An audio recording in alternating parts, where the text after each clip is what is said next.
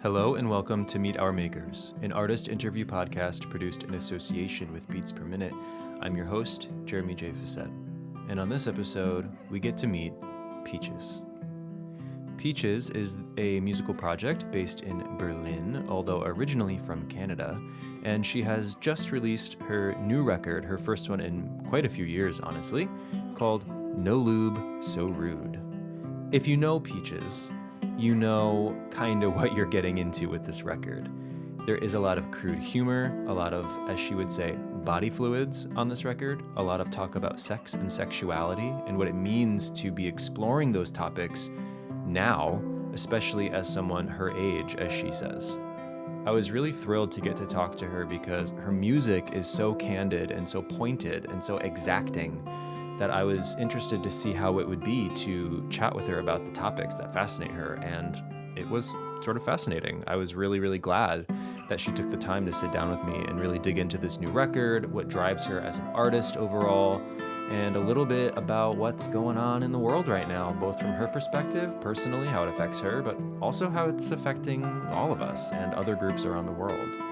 It was a great conversation. I mean, Peaches is sort of an iconic figure at this point. You might not know her by name necessarily, but you've heard her and you should go hear more. And then you'll know her by name. So thank you for listening. This is me meeting Peaches.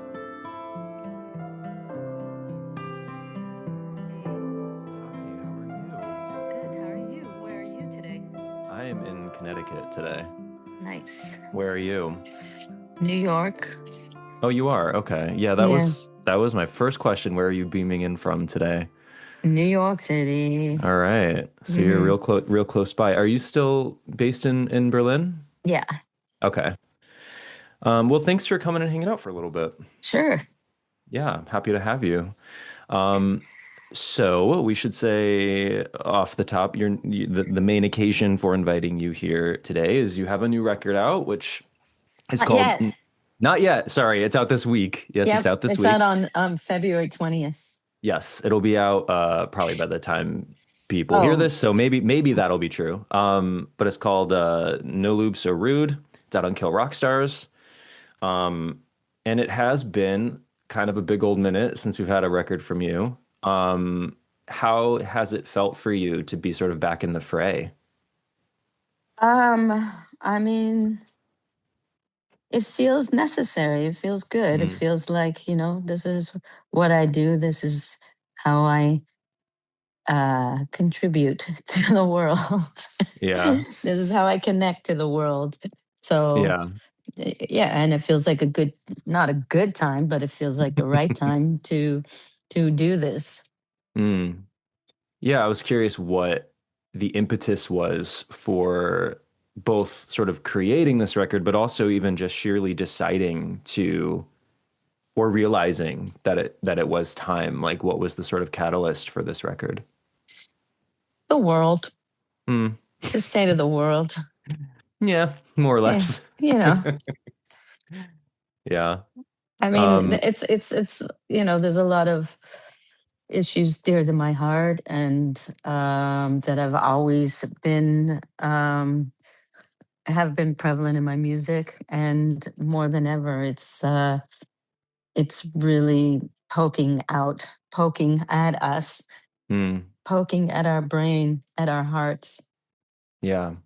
So it just felt, like you said, it was necessary. It just felt like it was time. Yeah. Time not to sit back, not just to be an Instagram writer, but to do what I do and get out there. Yeah. So the last record we had from you was Rub in 2015. How would you sum up kind of how life has been for you in between these two albums? Since we haven't gotten like an EP or many like songs from you either, so I think a lot of us are just kind of curious, what have things been like for you? I mean, I've been, it's crazy that I have been touring like crazy. Yeah. Throughout these 10 years, and have created, sort of different versions, different configurations of a Peaches show where I couldn't have been able to tour with, like I did one show in a few different cities that consisted of like 13 live musicians and two different dance troupes. And, that's something I could never sustainably take on tour. And I did Yeah. solo sort of artworks, a big solo installation with like 16 pieces in a narrative called Whose Jizz Is This, about the emancipation of double masturbators, Mm. how they don't need humans, how they have Mm. their own apparati and they can liberate themselves, as obviously an allegory for um, sexual freedom, liberation. Yeah. Yeah, and that was quite intense with large scale sculptures and it was set as like a 3-act sort of play with lighting and you move around and Mm. they sing to you or there's therapy sessions of them, but there's a big fountain and Whose Jizz Is This fountain where they are actively jizzing instead of being used up in the way, Right. So Right. yeah, lots of and yeah, I also was in a play in the State Theater in Germany, or a Hmm. Bertolt Brecht play where I played the main role in Seven Deadly Sins. I mean, Yeah. doing Staying things. staying creative though, like definitely keeping tapped into that sort of creative side. Yeah. Yes.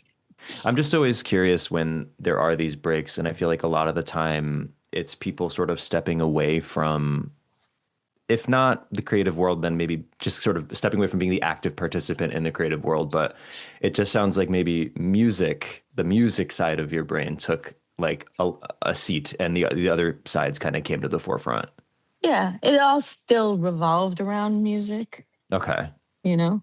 Yeah. So music is always the impetus, even in the art show that was there's music involved and yeah, it's always based around sort of music first and see, Hmm. and it can take you into so many different areas. So that's Yeah. exciting. Yeah, but Yeah. it's such a good language to start from. Yeah. Do you remember what the first song was that you created for this album? First song I created, I really don't know because I probably was working on like five at the same time and then Sure. going back Yeah. and forth. So Yeah. I don't really remember. There's so many like half songs that never got used, and Yeah. I probably finished more songs than I ever have. Oh, wow. Usually I just go, okay, great. I've got like this many songs, fine. Yeah. Like I'm But done. yeah. Um, so this album, for fans of your work who have been following your work since the beginning, won't be surprised that the record, I was able to listen to it this morning. Quite a wake up call, this record. Um, How but do you it how do you mean? is like, it's just, it was like 8 o'clock in the morning, and I'm just Oh, like like sitting on my, literally a wake up like call, like good morning. sipping on my coffee, listening to this album. But it is very sexual. It's very guttural. I think It's it's more like, no, no, sexual. It's more like it deals with sexuality, but I yeah, don't know if it's particularly sexual all the way through, Like, yeah. No, I yeah. would agree with that. I don't know that it's not necessarily about sex or having sex. It's about maybe the ideology around sex and sort of the conversations around sex that a lot of us either have or are afraid to have. Um, and it is also a very guttural record. It's very physical. I think I saw in the press notes you mentioned that there's a lot of body fluids on this record. Hmm. But overall, like, what would you say? Like, what would be your elevator pitch for like what this record's about? Like, what were you trying to sort of get at with this album? Um, I think being a postmenopausal woman, I was getting at the continued permission to have desire, Mm, and desire as a revolution. mm. That's my Is that elevator pitch. Oh, it's my floor. I gotta go. is that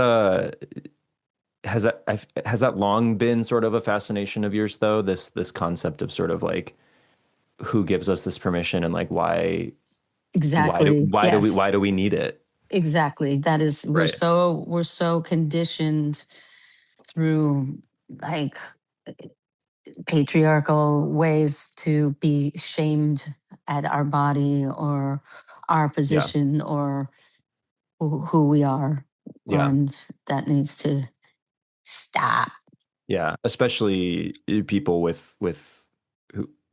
with female bodies. It's so Just not. especially everybody who is not able to be who they need to be. Yeah. I mean, I don't think it's not just female identified bodies. There's all kinds of bodies who are not Yeah. given autonomy rights. But yes, of course, Yeah. including. I guess kind of what I meant more was like, as you said, like it's all very born by patriarchy. And so we as a culture don't really shame cis older men, Yeah, you know, if you're talking about cis white men, yeah, kind of everyone else though. We kind yeah, of like, we kind of say, okay, right. you've had your run, you're good.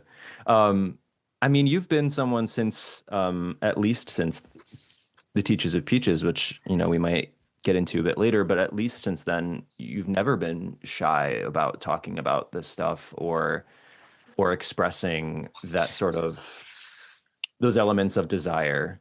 Yeah, no, I Um, think I had a lot of questions, especially yeah, musically, with what I would deem the sort of mainstream, hmm, and why I felt that I was not included in that, and why am I singing things and that are not centered around me or around yeah, queerness or around so many conversations. And it just seemed that again a standard was made through a patriarchal form, and then questions come up like, why are you so political? Are you political? And actually, I don't think that it's a matter of being political. I think that uh, it has been made political, and I am reacting to that. sure, So I think we have to like decenter that, and also just rethink about what is political, because it isn't political to want equal pay for everybody and human rights. right, What is, how is that political? That is humanity. right, So when you are politicizing humanity, I'm not doing that. yeah. You're sort of react, like you say, reacting, I'm responding. reacting, Yeah, responding, yeah, and I'm trying to respond in a way, using my creativity, and my humor, not to deflect, but to help people not be afraid to deepen their understanding or their own reflection on it. yeah. No, I mean your records don't forget to have a sense of humor because I think there is that sort of element to it of like it's okay to sort of laugh at ourselves, but we also have to like let ourselves be ourselves. Yes, And that can't be an issue to be right. ourselves. No, and that is an issue, Yeah. is a problem. Yeah.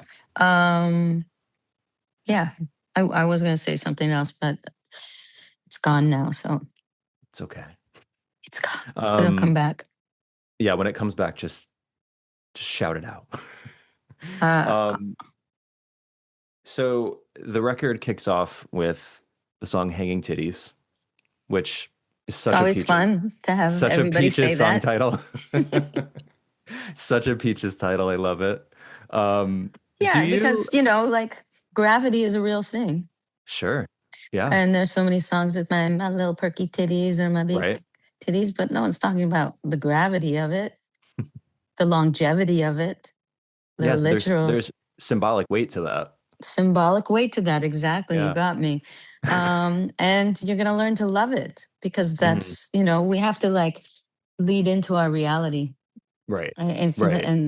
and know that it's not ugly and it's not shameful. Yeah, because in addition to, I think, this sort of uh, denial of feeling desire, like we feel like we're denied that ability to have desire, sexual desire, carnal desire as we age. Besides that, there is, of course, also the whole thing you're just mentioning that, like, not only are you not allowed to have desire, but it's like icky that you would, that it's like, like it's not couth that you would Right. Yeah. at some older non-disclosed age. Right. So And so that's why I say older than you looking so cunt. right. It's like, own it. It's the first line of the record. Yeah. Um I don't know if this is true, but do you like purposely like opening a record with a song like this, or do you get like a kick out of that, like opening with a song that's so blunt and just so, right to the races? Yes. Yeah. Yes. And I feel like that is what I do, and Yeah. that I think will it may be polarizing or it may be really exciting for people. So Yeah. I'm not interested in mediocrity. And I remember what I was going to say before, Sure. which was about how humor plays into what I do. And Mm-hmm. I mean, things are very absurd right now. So They also, sure are. what I have a sort of absurd. People feel that I am over the top and absurd, but in that very real saying, truth is stranger than fiction. The Mm-hmm. absurdity of the things. If you told me these things 20 years ago, I would think that is absurd, Right. Right. and it is reality. So what I am doing is holding a mirror up to the absurdity. Yeah.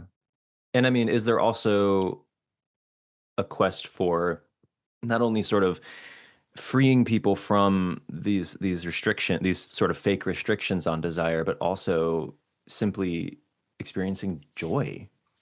I mean, like Very important to there's a thrill to your records that I think is important, because you're not just writing about sexuality in like this pedantic way. You're writing about it and creating these songs that are also a lot of fun. And I feel like that is so intrinsic to what's going on here. yes, fun with messages. I'm trying to like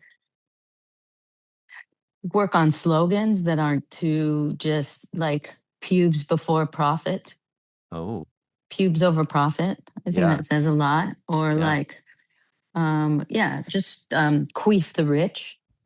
That's good.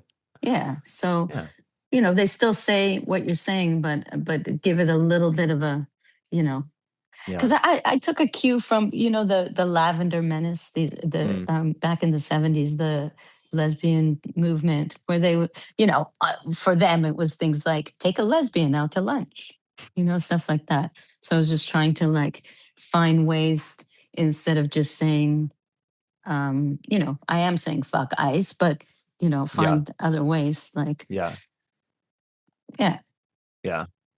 And also that humor does not negate intention or power. No, right. Yeah. It brings new power. It brings a Right. little, you know, because shit is serious. Yeah. I'm not Yeah. denying that, No. but we also need to find a way to feel inspired, Yeah. not Yeah. just not just completely overrun, and because that's what they want. Mm. And it's Just for so us to easy. be defeated. Yeah. Exactly. It's Yeah. so easy, and I'm not saying that I'm not that I don't fall into that either. Of course I do. Yeah. But you try to find the joyousness as well. Hmm.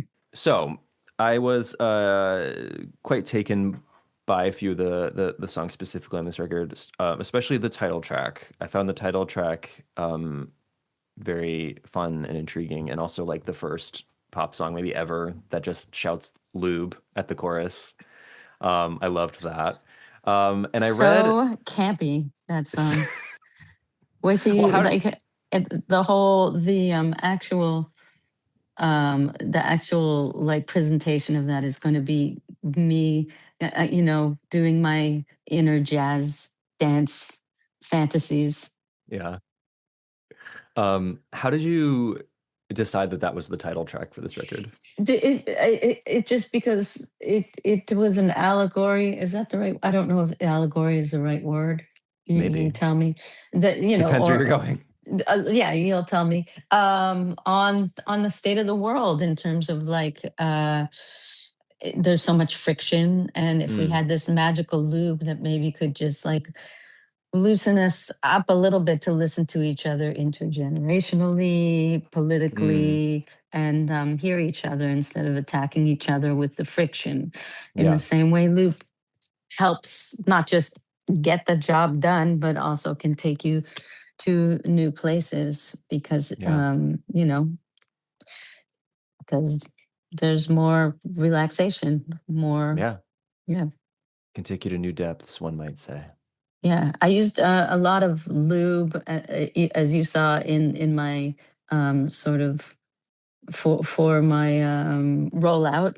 Yeah, in Hmm. like for the dates and everything, the posters. And I Yeah. have to say, lube in your hair is really feels soft and actually straighten my hair out. Oh wow. Yeah, Was it water or silicone? always water based. Okay. And I used a powder, so it's Oh, very economical. So you I can didn't know that just, was a thing. yeah, Wow. it's powder, and then you can just add as much water. So if you're using Okay. it uh, performatively, you can make it much thicker. Yeah, Mm, but you can also mm. figure out uh, your Your ratios. ratio, yeah. Yeah, Um, by the way, I think analogy is a fine word. Metaphor too. right, You know, right. it's I metaphorical said lube. allegory. That's not Allegory, that. That's sorry. not that. I don't think that Yeah. works. No, I think I was thinking analogy when you said allegory. analogy. Yeah, Because analogy. allegory would be more like if like a fairy tale. It is kind of a fairy tale, isn't it? Though. I suppose it's not that incorrect. Yeah. Um, yeah, and I was speaking of symbolic weight. I mean, I read in the press notes that you were talking about that this sort of lube as symbol for like just this rigidity that we're all experiencing, and how there's no interplay, I guess, for lack of better words. There's no crossing over, there's no wiggle room anymore. And I feel Yeah. like maybe that is getting us into trouble.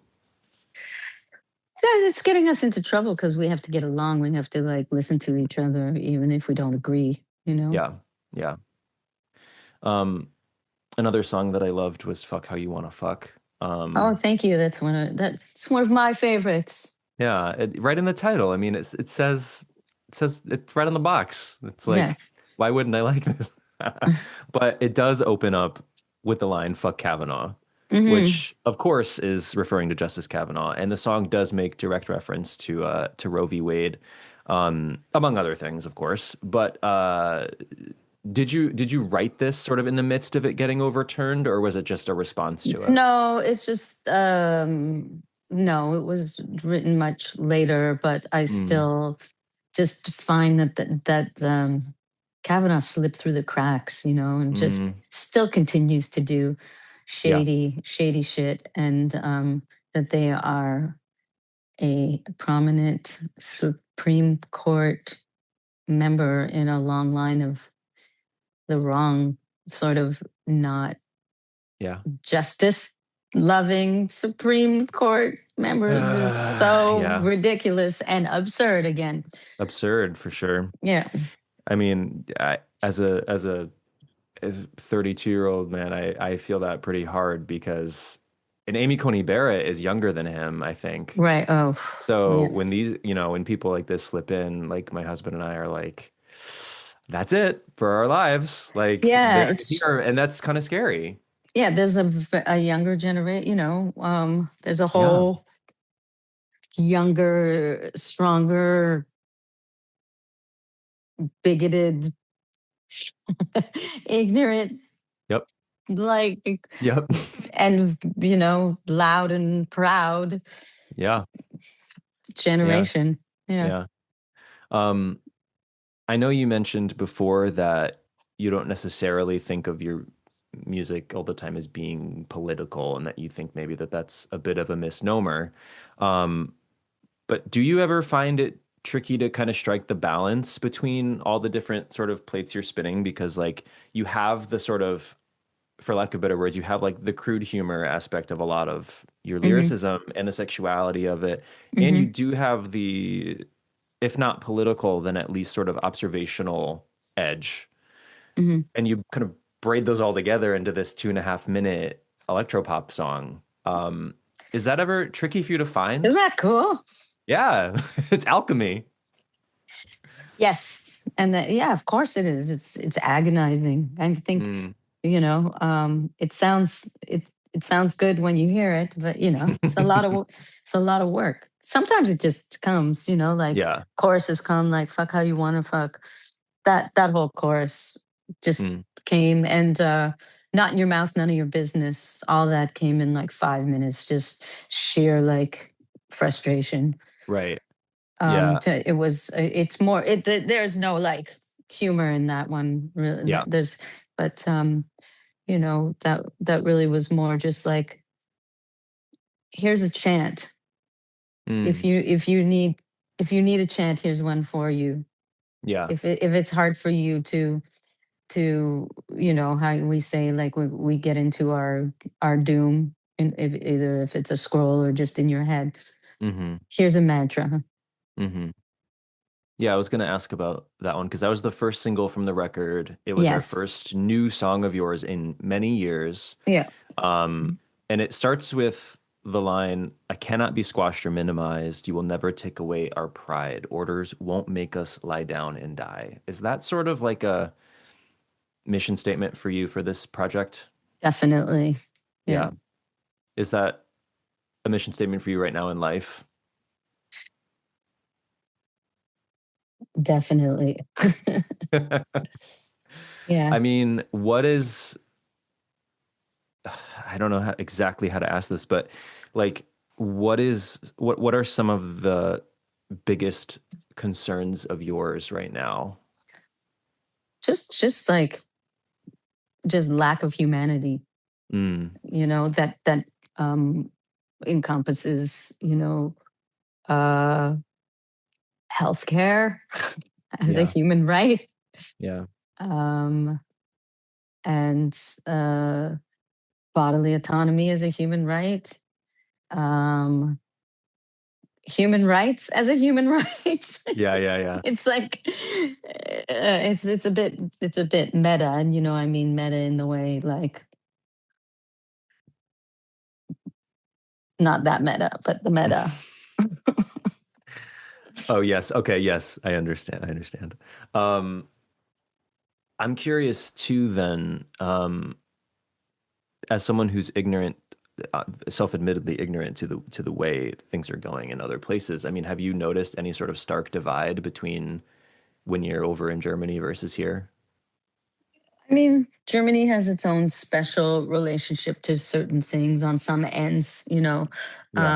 With trans rights, it's very, like, there. You get great health care, Okay. in terms of, um, Palestine. It's just, Germans cannot, they just cannot see a bigger picture because of the history. It just can't. They just cannot Hmm. see how it's. And it's funny because, I want to say here how it's never again for anyone. But saying that now and having more research on Never Again centers that particular moment in history is like the biggest, the never, when there are Right. so many. But Right. so what I mean is just like understanding that it's that this is also a human rights violation and Yeah. a billionaire crisis. Yeah. Queef So the rich. yeah, exactly. um, And that it's all related. Like this, do you know how everything is? It's not conspiracy, but just you start to see all the relations between everything, yeah. which have always been there. It's not Right. that they're just there now, they have always been there. But somehow, through our wonderful world of social media, it's just in our face all the time. So things that Yeah. we sort of could kind of shut out, you can't now. Yeah. It's like you can't unsee things, you can't understand things. Yeah. It's tough. Yeah. No, it is. When did you move there? I forget. In 2000. Okay. Hmm. Um, so you've spent a very good chunk of your life based in Germany. Yeah. Have you noticed uh, any sort of backwards or forwards movement over there since you've been there? Yeah, I mean, it's very backwards on the issues we just talked about right Yeah. now. And gentrification finally hit Berlin, The like poor and sexy is kind of getting redefined. Okay. Um, there's still, also like there's always been incredible funding for the arts, and that is Mm. actually getting censored. And Hmm. there's censorship that was not going on, or it was going on, but it wasn't really in the forefront. So I think Yeah. these things were probably going on, but also the rise of Yeah. the AfD, which is the right wing party, which was always told they will not Yeah. be in the conversation. So they are now. Yeah. Yeah. Yeah. We have at Beats Per Minute, one of our writers is from Germany, and he's told us a little bit about that over the past couple of election cycles. It's getting that Yeah. basically that it's been getting more visible, more visibility, and that it's getting a little more tense Hmm. in relation to them, that party, I mean. Hmm. Um, and I think he would echo that sentiment too, that like it always seemed like this impossibility, and now it's actually here. Yeah. And it does kind of the reason I asked this question is because it does feel like in so many ways, especially speaking to the humanity aspect that you've brought up, that at least over here, it feels like a lot of things have regressed, and socially, culturally, politically, it's been sort of an unnerving Yeah. thing to witness. And so I was just curious about it, if about the parallels or lack I mean, thereof. there's a lot of parallels between Yeah. Germany and America. I mean, the whole Third Reich model was based on slavery. Mm, hmm. Like, oh, great, yeah, let's use that model. Yeah. So it's interesting when you hear things like, oh, it's like the Gestapo now in America. No, America, you actually are the model for that. So Yeah. it's this like preparation and understanding and Yeah. blah blah. Yeah. We can Definitely a go deep. circularity We there. can Yeah. get deep. Yeah. Um, the last thing I wanted to ask specifically about the record was about the closer, Be Love, Yeah. which does feel like it's sort of getting at something differently, or at least taking a different path to its destination than the other songs on the record.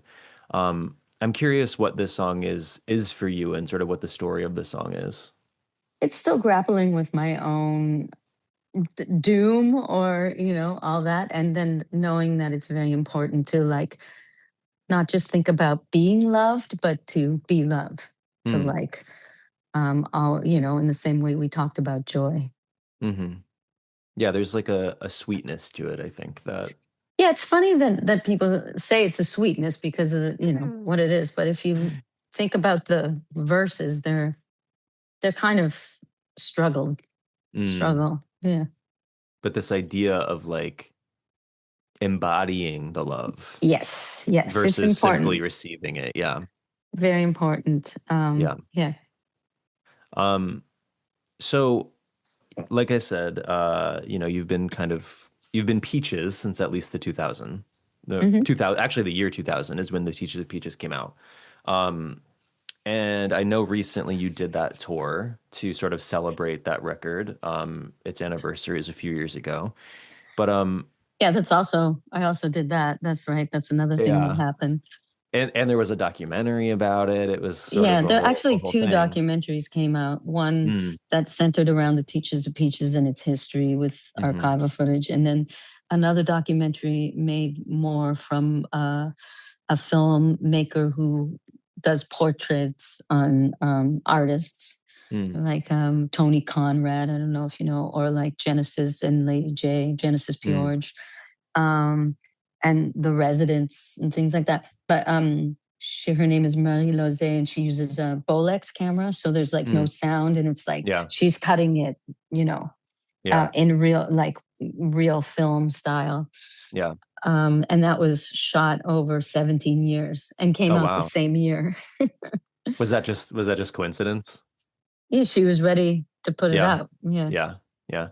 What was it like for you to kind of dive back into that record 20 plus years on and both sing the songs, but also probably have to go back and listen to some of them for the first time in a while? They felt fresh. It felt Yeah. good. Yeah. Good. And it was fun to like think about, you know, because I did them all in a Roland Groove box, MC 505. And it was fun to lay it out as the box coming to life with, Mm, you know, more musicians and where it could go. Because it was yeah. such a solo experience. Making it, you mean? When back in the day, making it Yeah. and performing it. Oh, okay. Yeah. Yeah. Um, I was 7 when that came out. But I say that to say that I was not like cognizant, of course, that it came out or how it did, but it has become this sort of like touchstone for so many people. It's gotten retrospective reviews. People were excited about the reissue. It's become a cult classic. I kind of hate that term, but it kind of has become a cult classic. I mean, were you ever even for a moment, like were you ever surprised that it landed with people? No, yes, constant, yes. Yeah. Not even for a moment. Just like, you know, that is just not anything you can manufacture. Right. Can't manufacture that feeling in people. Yeah. Because I mean, even though I wasn't aware of it, I mean, I know there wasn't a lot going on at that time musically that was even similar to what you were doing, especially from a songwriting perspective. And then all through the 2000s, I mean, you kind of just kept the ball rolling and you were never, like we said earlier, you were never shying away from these topics. You were embracing them pretty wholeheartedly. Yeah, I And think I went even harder on the second album on Fatherfucker, mm, and for you know where music was at that time, yeah, it was too much for music yeah, people, but for queer community, I think that is like a huge touchstone yeah, because that was, you know, Peaches was more like one person's, you know, view, but Fatherfucker was more like opening up to the more queer ideas and more specific. yeah, absolutely. It does. I mean, I said this to my sister, who's a big fan of yours earlier today. I was like, it kind of feels like only Peaches can do this. Like no one else was would have gotten away with it. Like the just sort of like the boldness of what you were doing. It felt like this realm that people were afraid to touch or sing about or make pop songs about, because like these are very catchy electro groovy electro-clash, new wave inspired kind of songs. Like stylistically it should have landed, immediately, but because of what you were singing about, I think a lot of people were kind of like, whoa. But, But I would now not there's touch a that. whole Yes. there's so many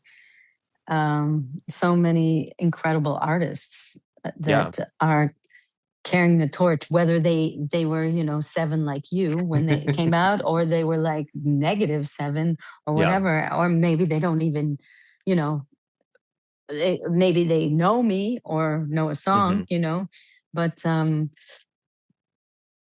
it's amazing how it became, you know Yeah. it became a standard. Yeah. And I mean, I do think a lot of people know you because you've had a couple songs sort of break through Yeah. into that mainstream over the years. I mean, Girls Wanna Be Here is sort of a big Boys Want to one. Be Here. Yeah. Boys Wanna Be Here. Operate, of course, was in Mean Girls. Hmm. So there's a whole generation of young teens, who heard you, whether they Knew who delved I any was. Yeah. right, But whether they yeah. delved any deeper or not is I don't know, but it's interesting then that like you had these little peaks, these little like peaks into the mainstream, but then like still album for album for album for album, you were like drilling down on what is you do. Like I feel like that never uh swayed you, I guess, for lack of better Yeah, it words. wasn't like, okay, now I'll go on to do Right. right. And I you that is a danger of being called a one trick pony, but Mm, it's and I was in some ways. And then I think it transcended that when people realize, oh, this is like what ACDC does. You know what I mm, mean? In the way that hmm. ACDC never um, falters from that style or what they sing about. Yeah. But people keep listening. Yeah, they do. One hopes. Um, I was in my sort of prep for chatting with you. I had discovered that one of your first sort of musical outings in the 90s was like a folk band, Yeah. which I had not realized. And Mm. I was sort of that led me then to be curious um, about sort of what your relationship is like with that kind of music now. I mean, I was, like a huge Joni Mitchell fan and a Bob Dylan fan. Hmm. And it was just like the first instrument I learned. And Yeah. it was easy. I didn't, like I didn't know I could make music. So I started playing acoustic guitar. And Mm. I had my girlfriend also played acoustic guitar and we wrote songs. So we kind of sang with each other and then played a show in a small club and it went really well. So we ended up getting a weekly gig there Mm. before we were even a band. So we are like, we have to pick a name. So it sort of like fell into the folk Yeah. scene. Yeah. And Yeah. what was interesting was these were very, very queer songs, you know, Mm. um, and a lot of young girls would come and cry to the music. I wonder if that still happens. Yeah. And we had a song called Gaby and Mike, which was about two young boys in love who could never tell their family. And one Mm. rode a motorcycle, which is what my girlfriend rode, who rode away once the mom caught them in bed. And you just don't know. A truck came Yeah. close and you don't know Yeah. what happened. Oh man. Yeah. Hmm. Very progressive for the 90s. Yeah. There's actually a whole documentary based around that song about um, Jewish queer Mm. um, Jewish queer summer camps and how Oh that wow. was a sort of song that Jewish queer Canadian Torontonians would sing around the campfire, and how these two friends started to explore queerness at Jewish summer camps, and how that was not there was no room for that. Yeah. Yeah. So Yeah.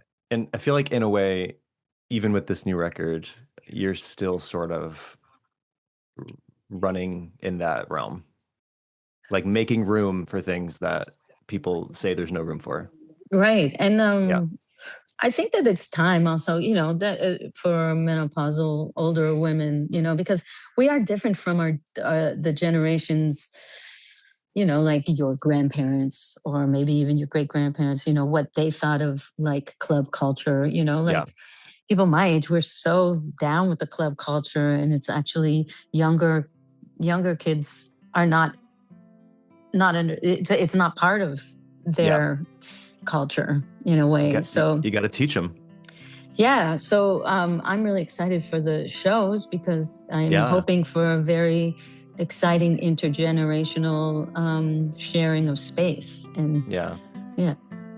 I think and hope that you'll get that. Yeah.